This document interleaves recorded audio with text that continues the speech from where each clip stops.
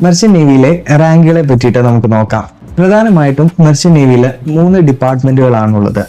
Deck department, engine department, catering അല്ലെങ്കിൽ galley department. Deck department നോക്കാം.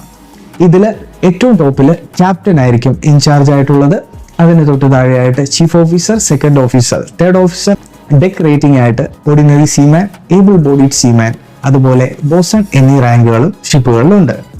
എഞ്ചിന്റെ മെയിൻ്റനൻസും മറ്റു കാര്യങ്ങളുമാണ് എഞ്ചിൻ ഡിപ്പാർട്ട്മെന്റിന്റെ ഡ്യൂട്ടി.